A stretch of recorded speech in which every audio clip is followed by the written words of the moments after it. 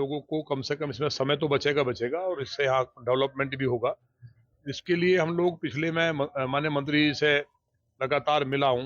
2 साल पहले भी, उससे पहले भी कोशिश की गई, लेकिन अभी माननीय मंत्री जी ने, रेल मंत्री जी ने 1 साल पहले हमको पूरा भरोसा दिलाया और आज जिस तरह से ये ड्राइंग बनकर तैयार है, अब बहुत जल्दी भगवान देवाधिदेव महादेव की कृपा से, देश के यशस्वी प्रधानमंत्री माननीय मोदी जी और माननीय रेल मंत्री जी की कृपा से इसको हम बहुत जल्दी शुरू कर देंगे। इसका टेंडरिंग की प्रक्रिया है, इसमें कुछ अड़चन हैं, उसकी अभी हमने जो कंबाइंड जो एक मीटिंग जो हुई है सारे विभागों की, उसमें जो जिस विभाग की जिम्मेवारी है उन सबको तय करके उसको किया जाएगा। एक विषय तो ये है, ये लौनी के लिए बहुत बड़ा ऐतिहासिक उपलब्धि है। जिस तरह से हमारा बंथला का जो फ्लाईओवर है, इसके बनने के बाद लौनी की एकदम यहाँ की दिशा और दशा बदली थी और लोगों को जो उम्मीद नहीं थी वो उससे भी बड़ा काम ये है।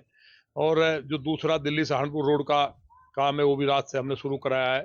हालांकि अभी कुछ अड़चन है जो माननीय सुप्रीम कोर्ट का है, लेकिन गड्ढे भरने का काम थोड़ा हुआ है, इसको भी हम जल्दी ठीक करेंगे। और इसके अलावा जहां जमीनी कब्जा है या दूसरे इशूज हैं उनको लेकर के हमने बात की है। एक ओयो होटल्स जो हैं उनको हम शुरू में भी कहा था कि एक भी नहीं खुलना चाहिए, यहाँ इस तरह की सिचुएशंस नहीं है। अधिकारियों को ये ध्यान रखना चाहिए कि जो लोग इस तरह का वेश्यावृत्ति का, गलत धंधे का या बच्चे मिसगाइड जहाँ हो रहे हैं, यहाँ लव जिहाद जैसी घटनाएं लौनी में नहीं थी, लेकिन मैंने देखा है चाहे लड़की बेटी मुसलमान की है या हिंदू की है, बेटी बेटी है और वो किसी की बेटी हो उसको संरक्षण करना, पोषण करना, समझाना। कम उम्र में बच्चा भटकता है, वो कहीं उसको इस तरह का रास्ता ना मिले, हमारी जिम्मेवारी है। तो यहाँ जब आप उसी जगह के रहने वाले हैं, उसको कानून में भी नहीं है कि वहाँ स्टे कर ले, तो आईडी भी फर्जी बना करके जो धंधा गोरख धंधा चल रहा है, इस पर पूरी तरह से हमने अधिकारियों को कहा है कि इसको रोकने का काम करें। और अगर नहीं रोकते हैं तो मैं खुद जाकर के छापा मारूंगा, और अगर छापा मारेंगे और उसमें जो संबंधित चौकी इंचार्ज है, क्योंकि एसीपी दोनों की नीयत साफ है, डीसीपी साहब से बात हुई है, उन्हें कोई नहीं है, इंस्पेक्टर भी मुझे लगता नहीं इस तरह की घटिया चीजों में, क्योंकि कोई गाय के मांस का या मुर्गा कट रहा है, बकरा कट रहा है, जो जीव हत्या का या इस तरह के पाप कर्म का पैसा खाता है तो उनके परिवार को कीड़ा पड़ते हैं, लकवा मार जाता है, ये शास्त्रों में भी लिखा है। तो ऐसी मूर्खता के काम मुझे लगता नहीं कोई अधिकारी करेगा।